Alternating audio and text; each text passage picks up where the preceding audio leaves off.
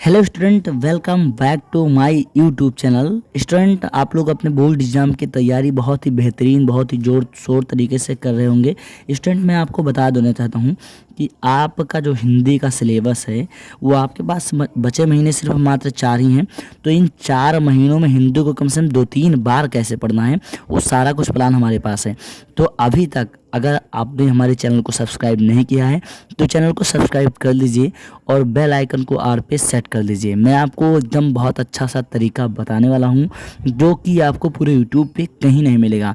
सिर्फ यूट्यूब पे आपको लोग गुमराह करते हैं कि ये वीडियो देखो 95% आएगा, ये करो। तो भैया मैं आपको बता देना चाहता हूँ कि यदि आप पढ़ेंगे नहीं तो आपका 95% का 90% भी नहीं आने वाला है। तो मैं आपको गुमराह नहीं करूँगा। आपको यदि मेहनत करना है, आपको मेहनत के साथ परसेंटेज लाना है तो इस वीडियो को आपको देखना चाहिए। चलिए सबसे पहले मैं आपको बताऊं, कक्षा 10 जो हिंदी है उसमें खंड आ में बहुविकल्पीय प्रश्न पूछे जाते हैं जो कि 20 नंबर के होते हैं। और बहुविकल्पीय प्रश्न में कौन कौन से टॉपिक आते हैं सबसे पहले हम लोग उस पर चर्चा करते हैं। सबसे देखो, पहला टॉपिक आपका क्या आता है कि हिंदी गद्य के विकास का संक्षिप्त परिचय। यहाँ से आपका 5 क्वेश्चन देखने को मिलता है। फिर हिंदी पद्य के विकास का संक्षिप्त परिचय, यहाँ से आपको 5 क्वेश्चन देखने को मिलता है। तो 5-5 ये टोटल कितने क्वेश्चन हो गए? 10 क्वेश्चन। और ये 10 क्वेश्चन आपको मिलेंगे कहाँ से? तो ये 10 क्वेश्चनों को मैं अपने इस चैनल पर आप लोगों को प्रोवाइड कराऊंगा। तो चैनल को अभी से सब्सक्राइब करके रख लें। अगला है काव्य सौंदर्य के तत्व। और काव्य के सौंदर्य के तत्व में क्या क्या आने वाला है? तो सबसे पहला चीज़ आएगा रस। और रस में कौन कौन सा रस? ओनली हास्य रस और करुण रस। सिर्फ हास्य रस और करुण रस आपको परिभाषा सहित और उदाहरण सहित पढ़ना है। सिर्फ 2 रस, हास्य रस और करुण रस। दूसरा आपको पढ़ना है अलंकार। और अलंकार में सिर्फ आपको अर्थालंकार, और अर्थालंकार के अंतर्गत 3 अलंकार आते हैं, उपमा, रूपक, उत्प्रेक्षा। यही 3 है और इस 3 से एक भी बाहर नहीं आने वाला है। ठीक है। अगला आपका है छंद। और छंद में सिर्फ 2 चीज़ पूछा जाएगा, रोला और सोरठा। और रोला सोरठा जिसने भी पढ़ लिया 3 चीज़ तो आपका 1-1 नंबर यहाँ से आता। तो टोटल 10 नंबर वहाँ, 3 नंबर यहाँ, मतलब आपका 13 नंबर पक्का हो गया। आगे चलते हैं। देखिए हिंदी व्याकरण से आपके क्या क्या आएंगे। तो हिंदी व्याकरण से सबसे पहला चीज़ आएगा कि उपसर्ग। उपसर्ग में कौन कौन सा? सिर्फ आ, अन, अधि, अप, अन, उप, सा, निर, अभिपर, सु इत्यादि। मतलब इसी से रिलेटेड जो टोटल इतना है, इसी में से इतने ही उपसर्ग आएगा, एकदम गारंटी के साथ है ये चीज़। समास, समास में आएगा द्वंद्व समास, द्वित्व समास, कर्मधारय, बहुब्रीहि। ये 4 आपके समास आने वाले हैं। उसके बाद में तद्भव, तत्सम, शब्द, पर्यायवाची। यहाँ से आपको 1-1 नंबर को देखने को मिल जाएगा।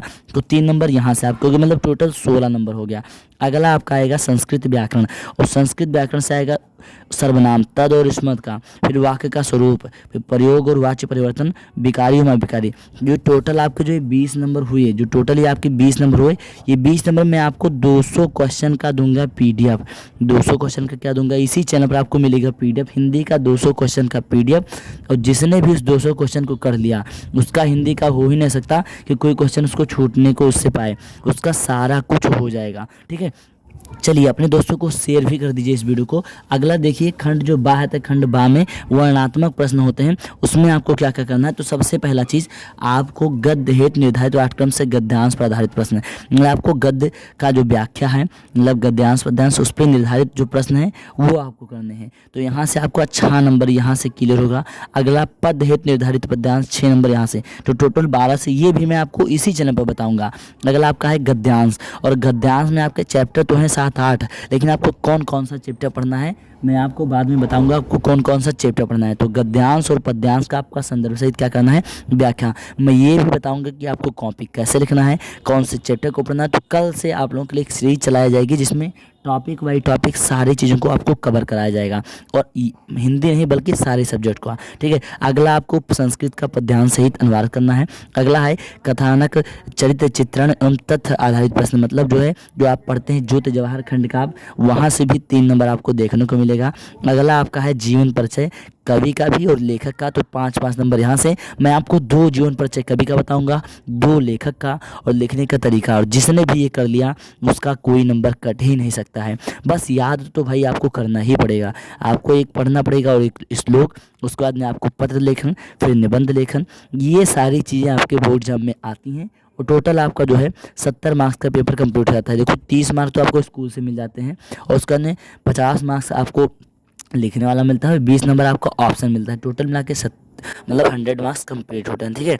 तो मैं कल से अपने इस चैनल पर टॉपिक वाइज टॉपिक सारा कुछ जो है हिंदी के लिए, एसएसटी के लिए, साइंस के लिए, सोशल साइंस के लिए और मैथ के लिए, इंग्लिश के लिए, सब के लिए वीडियो लाने वाला हूँ।